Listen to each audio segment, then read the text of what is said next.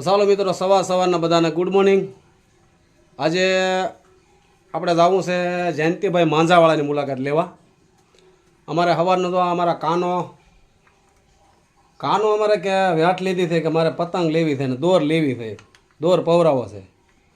તો આ જયંતિભાઈને મળવા માટે આપણે એ જે દોર પાવનું કામ કરે છે ને એ દુકાને જઈ અને પતંગ લેવા જઈએ। તારે કેટલા પતંગ કેટલા વાળા લેવાના છે? 5 વાળા। 5 વાળા પતંગ। અને રીલ કેટલા વાળા લેવાના છે? 2,500। હે 2,500 રીલ લેવાનું છે? હો મિત્રો એ કહે છે કે મારે 2,500 રીલ લેવું છે। તો 2,500 રીલના પૈસા કેટલા થાય ખબર છે તને? 550। 550નું રીલ અને પતંગ કેટલા લેવાના? 20-30 પતંગ। કાંઈ વાંધો નહીં, હાલો। તો જો મિત્રો અત્યારે અમારા કાનો એમ કહે છે કે મારે 2,500 રીલ લેવું છે અને પતંગ લેવા છે। તો આપણે જયંતિભાઈની મુલાકાત લઈ અને બજારમાં જવું છે। તો રીના આપણે હું બજારમાં જાઉં છું, શું મગાવવાનું છે? શું શાકભાજી લેતા આવજો। શાકભાજી? તો આપણે રણાભાઈને બાકડે જઈએ અને રણાભાઈની મુલાકાત પણ લઈએ અને શાકભાજી લઈને પાછા આવીએ। બીજું હું અને કાના હાટો દોર ને પતંગ લઈ આવી। બકાલામાં હું લાવું? તમને જે ગમે લાવજો। કાંઈ વાંધો નહીં, હાલો મિત્રો। તો આપણે જઈએ છીએ બજારમાં જયંતિભાઈની દુકાને અને રણુભાઈ બકાલાવાળા પણ મળીએ। ત્યાં સુધી વિડીયોમાં કન્ટિન્યુ ભાઈ બન્યા રહેજો। તો ચાલો મિત્રો આપણે આવી ગયા છે અત્યારે અહીંયા જયંતિભાઈની દુકાને પતંગની ખરીદી કરવા માટે અને જયંતિભાઈની મુલાકાત લેવા માટે। તો જો આ છે જયંતિભાઈની દુકાન।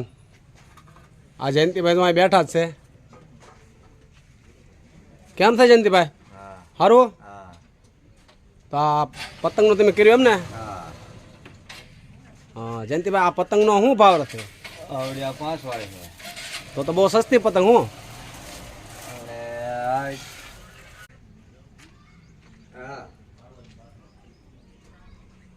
જો મિત્રો આ બધી પતંગ છે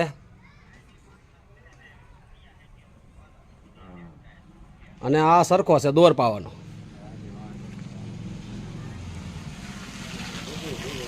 આ રીતનું છે બધું। જો સારામાં સારો પતંગ અને સારામાં સારો દોર પાવો હોય તો અહીંયા આપણે જયંતિભાઈને મળવું।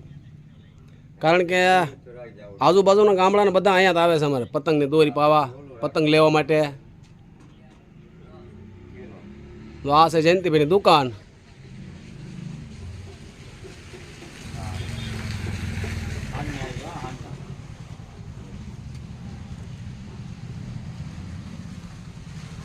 તો જયંતિભાઈ તમે આ દોર પાવો એમાં આમાં આ એનો ઓલું છે મટીરિયલ, આમાં હું કાસ ને એવું નાખેલું હોય?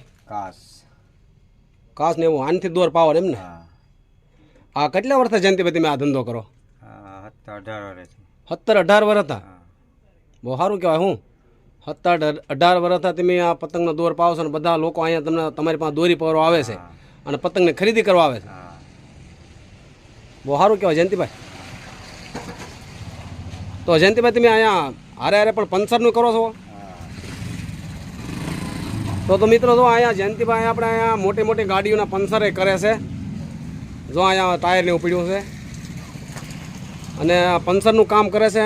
અને જયંતિભાઈ તમે અહીંયા શાનું સાથોસાથ કરો છો?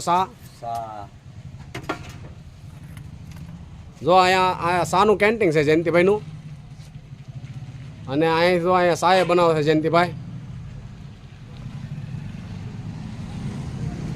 અને અહીંયા જયંતિભાઈ તમે આ શેરડી લાવ્યા છો તો એ ખેર માટે વેચવા માટે લાવ્યા છો ને?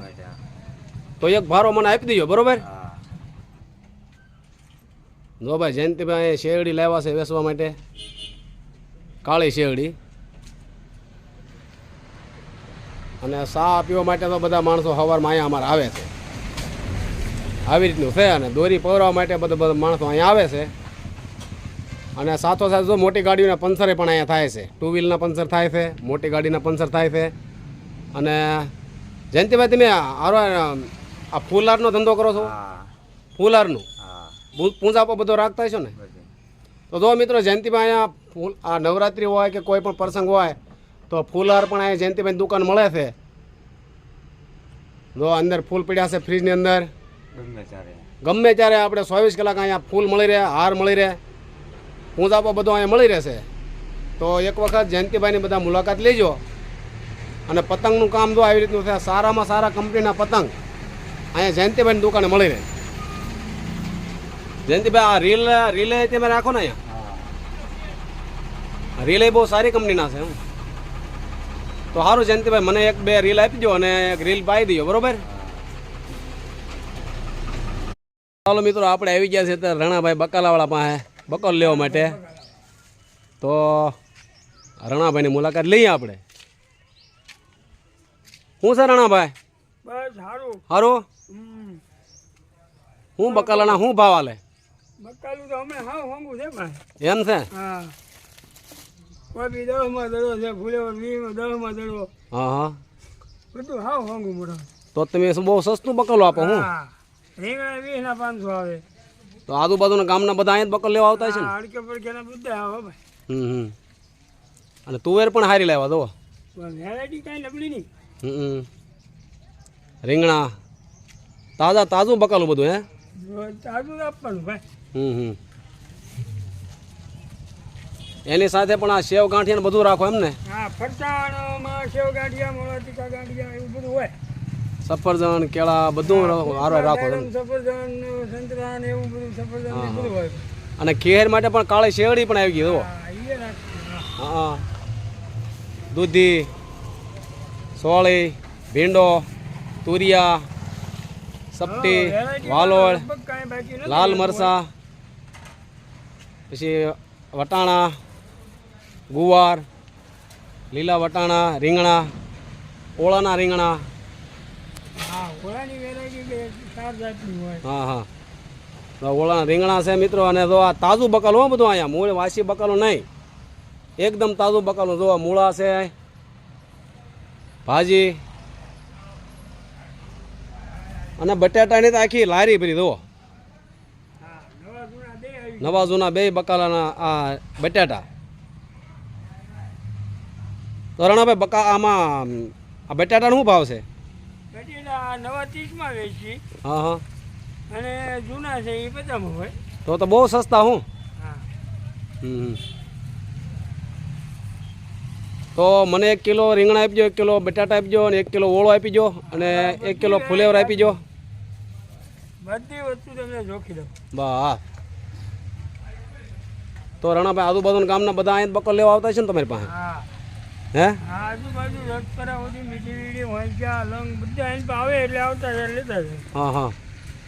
આજુબાજુના ગામના બધા બકલ લેવા અહીંયા આવતા છે. એટલે કેમ કે આવે એનું કારણ છે કે તમારી પાસે સસ્તું બકલું મળે કે નહીં? આ મસાલો પણ બધો ફરીમાં દેવાનો હોય. હા, જો મિત્રો, મસાલો બધો ફ્રીમાં આપે છે રણુભાઈ. આદુ, કોથમરી, લીલા મરચાં એવું ફ્રીમાં બકાલાની સાથે આપે છે. તો એક વખત રણાભાઈની મુલાકાત લેજો બધા મિત્રો, અને બકલ લેવા માટે પધારજો. અહીંયા લાખણકા બસ સ્ટેશનમાં જ છે રણુભાઈ. આપણે બસ સ્ટેન્ડમાં તમારો બાકડો છે એમ ને? હા, જોઈશે. હા, કાંઈ વાંધો નહીં રણુભાઈ, આપણે બકલ લેવા માટે અહીંયા કાયમ માટે પધારીશું, બરોબર? હાજી. અને સસ્તું બકલો આપો છો એટલે ભલામણ કેમ ન આવે? માણસોને આવવું જ પડે. આપવાનું જ ને. હા, તો હાલો રણુભાઈ, મારું બકલું જોખી નાખ્યું ને તમે હવે? હા, તમારું તૈયાર થઈ ગયું છે. હાલો. સારું, હાલો. તો ચાલો મિત્રો, આપણે અત્યારે આવી ગયા છીએ પાછા ઘરે બજારમાંથી. પતંગ લીધી અને દોર લીધો. કાના કેટલું રીલ લીધું? 18,000. હા, 555 તો 18,000 રીલ લીધું. અને પતંગ લીધા 1,000-1,500 નો ખર્ચો કરાવી નાખ્યો છે આજ. અને બકાલો લીધો આપણે રણાભાઈને બાકડેથી. તો જો આવી રીતનો આજ અમારો આજનો દિવસનો વિડીયો આવો રહ્યો છે. જો તમને વિડીયો ગમ્યો હોય તો વિડીયોને લાઈક આપજો, સબસ્ક્રાઈબ કરજો, કોમેન્ટ કરજો, અને ફરી વખત આપણે મળશું આવતા વિડીયોમાં. ત્યાં સુધી બધાય વિડીયોમાં કન્ટિન્યુ હાજર રહેજો.